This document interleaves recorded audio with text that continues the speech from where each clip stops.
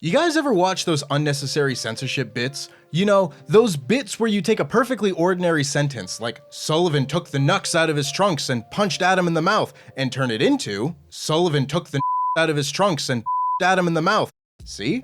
Highbrow humor. What is much less funny, however, is necessary censorship, which WWE has seen a lot of since the introduction of the WWE Network. WWE has a tumultuous past, filled with things that would not be considered acceptable in today's day and age, but rather than putting a disclaimer ahead of their content alerting fans to the controversial nature of the show, as has been standard for old Disney and Warner Brothers cartoons, WWE and Peacock have drastically changed some segments while completely removing others from their library. Who's to say which approach is more appropriate? I'll leave that for you all to decide, but if you are hoping to see any of these moments during your WWE binge watch, well, sucks to suck, I guess. I'm Tempest hailing from partsFUNknown, and these are 10 moments that had to be censored on the WWE Network.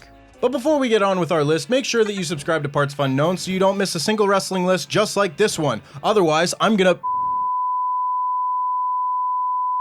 Number 10, where the was Vicky? Are you subscribed to the Wrestle Talk Patreon? Well, if you're not, why the not? And if you're not, you'll have missed out on the latest Wrestle Talk Extra podcast where Luke and Ollie reviewed SummerSlam 05, where this legendary meltdown took place. During Rey Mysterio and Eddie Guerrero's custody of Baby Dom home hardware duel, Eddie had Rey pinned under a ladder and was going to be stopped by his wife, future SmackDown general manager and Scream Queen, Vickie Guerrero. Of course, Vicky infamously missed her cue, causing Eddie and Rey to have to improvise, with Eddie fumbling with the release mechanism and Rey tipping the ladder over, with Eddie falling to the mat, furiously yelling, "Where the was Vicky?" Vicky eventually came out to stop her husband from forcibly adopting Dom Dom, but if you go and watch this match on Peacock today, the outburst has been deleted from the timeline. You can see Eddie pound the mat in frustration, but the audio has understandably been removed. Number 9, Invasion of the Fans. Do not jump the rail at wrestling shows. I don't know how many people still need to be shown that video of Triple H and Earl Hebner beating the shit out of a dude at a house show, because people still love to try and get in the ring, leading to WWE having to remove their run-ins in post. There are plenty of examples of this, whether it be the asshole that attacked Bret Hart at the 2019 WWE Hall of Fame ceremony, once, now, and forevermore, that guy. The honorary 4th member of The Shield that backed up Roman Reigns and Dean Ambrose against the Wyatt family at Night of Champions 2015 was also cut, despite Bray Wyatt asking Roman and Dean if that was their guy. But perhaps the most high profile of them all was on the grandest stage of them all. You've heard of the Undertaker streak. This is not that. Right before the main event of WrestleMania 23 between Shawn Michaels and John Cena, a fan rushes the ring, ripping off his clothes before the cameras quickly panned away and Shawn waved goodbye. WWE obviously doesn't want their fans seeing this and getting any ideas, but strangely, some of these instances remain on the network in their entirety, such as the fan knocking Eddie Guerrero off a ladder during his 2002 Intercontinental Championship match with Rob Van Dam on Raw. Number 8, Randy Orton screws Jeff's ear.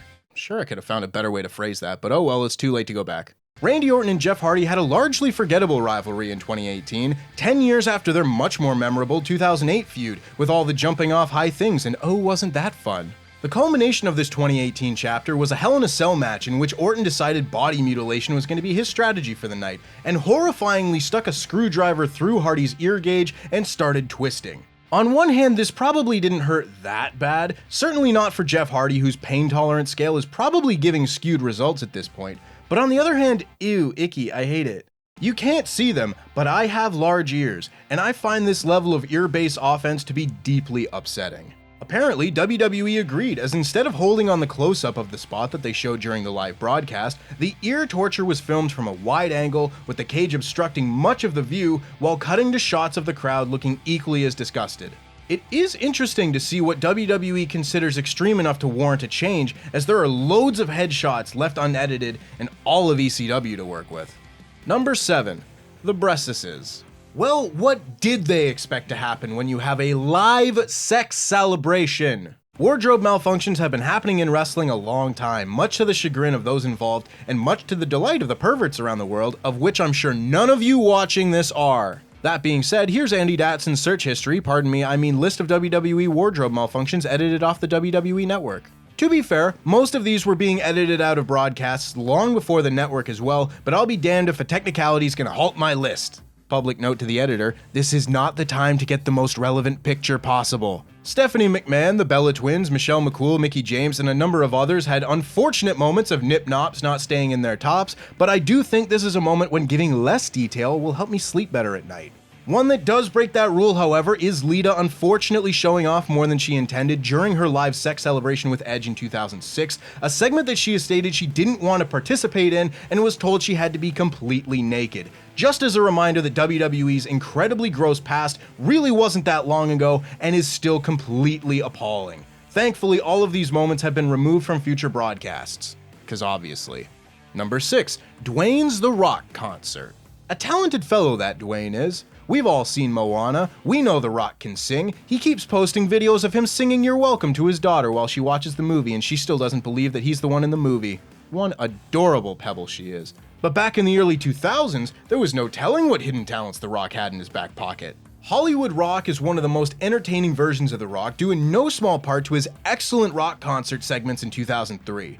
Genuinely, one of my favorite moments in all of wrestling is The Rock telling Sacramento that he'll be sure to come back when the Lakers beat the Kings in May, because hot damn, that is some white hot heat.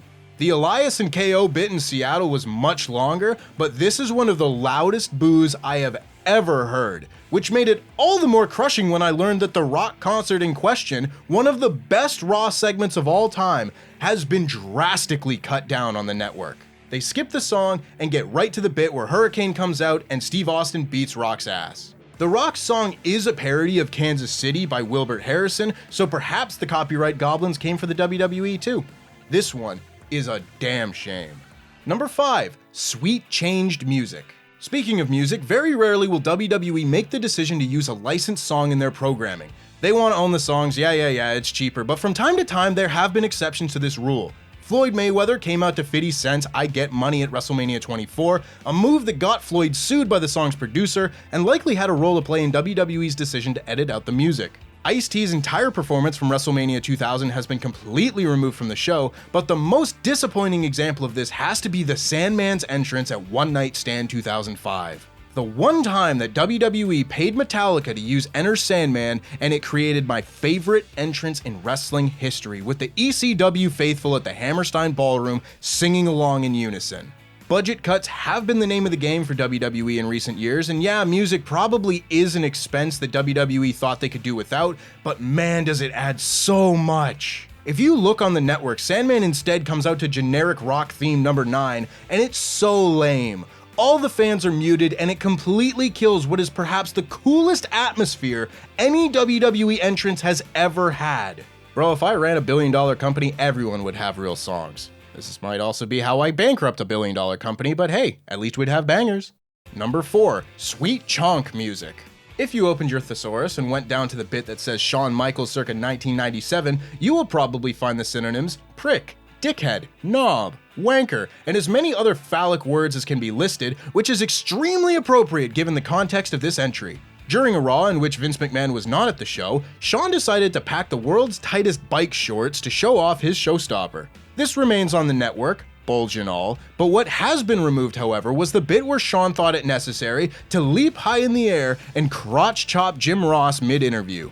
Perhaps Peacock doesn't take kindly to that kind of display, but WWE did include it in Shawn Michaels' Heartbreak and Triumph DVD back in 2007. Michaels got in trouble when it happened, but then Vince McMahon got on board with DX's antics a bit, and all of a sudden it was dicks and butts and candy and Shawn's nuts until his departure in 1998.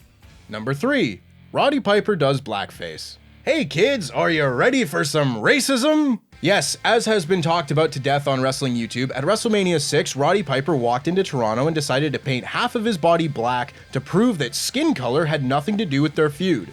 I mean, I think the best way to prove that might be to not paint half of your body a different skin color, or just cutting a promo about literally anything other than skin color, but what do I know? Bad News Brown was not happy about this, and pissing off Bad News Brown ranks just above pissing off Haku on my reverse bucket list. The entire match and promo have been completely scrubbed from the network's version of WrestleMania 6, and I mean, yeah, probably not a bad call on that one. The match itself went just under 7 minutes, went to a double countout, and was pretty bang average at best, so nothing's really missed with its exclusion, but my word. If there's no blackface, this match is probably completely forgotten about, much like the matches from the early WrestleManias, but no, this one gets to be infamous. But at least it was only one guy, right? Number 2, DX does blackface. I didn't have a better way to segue into this entry. I do not, in fact, take solace in only one man doing blackface. But then WWE entered the Attitude Era, and all manner of offensive content was apparently fair game. Like this famous segment where noted babyfaces D-Generation X collectively dressed in blackface to impersonate the Nation of Domination, the heels, the ones that are being subjected to this racist display. Some of the entries here have been strange in that it's hard to see why WWE chose to remove things like music or a mildly more extreme than usual spot from 2018, but this is a slam dunk, Control-Alt-Delete, drop it in the bin, easy decision to remove this segment from the WWE Network. They don't even have funny jokes to tell, they're just doing impressions. Road Dogg is D-Lo, Billy Gunn is the Godfather, Triple H is The Rock, X-Pac is the most blatantly offensive version of Mark Henry I could possibly imagine, and because they didn't have any white people in DX, they got Jason Sensation to play Owen Hart. I don't even really want to make jokes about it. The segment is just gross and an illustration of how far behind society was as of really not that long ago. Understandably, you won't find this one on the WWE Network. Just like Sigh. Number 1, the N-word. Yeah. Alright, the sooner we get into it, the sooner we can get out of it. WWE has multiple instances of having to remove the most offensive word in the English language from their library, and one of them was deliberately said by their white as cottage cheese dipshit owner. More on that in a second, as Botchamania fans may be saddened to know that Booker T's legendary f*** up at Spring Stampede 1997, telling Hulk Hogan that Harlem Heat is coming for him, no longer includes Booker calling Hogan the N-word, and instead is dubbed over with Booker calling him sucka. The other much less remembered instance was on the dreadful Ball family segment of Raw in 2017, where 15 minutes of fame LeVar Ball and his very talented children were on Miz TV, when LeVar started convulsing or something, and young LaMelo Ball told him to beat that N-word ass right into the microphone on live PG television. WWE issued an apology for the segment after it happened, but these two were very clearly never meant to air. Vince McMahon calling John Cena his N-word as he walked past Booker T all jovial? 100% on purpose, and yet another piece of evidence in the case of Vince McMahon versus the people of Earth. And that's our list. Make sure, of course, that you like this video, hit the bell to stay notified, and subscribe so you don't miss out on another fun wrestling list just like this one. I promise the next one will have 100% less racism. Until then, jam that jam.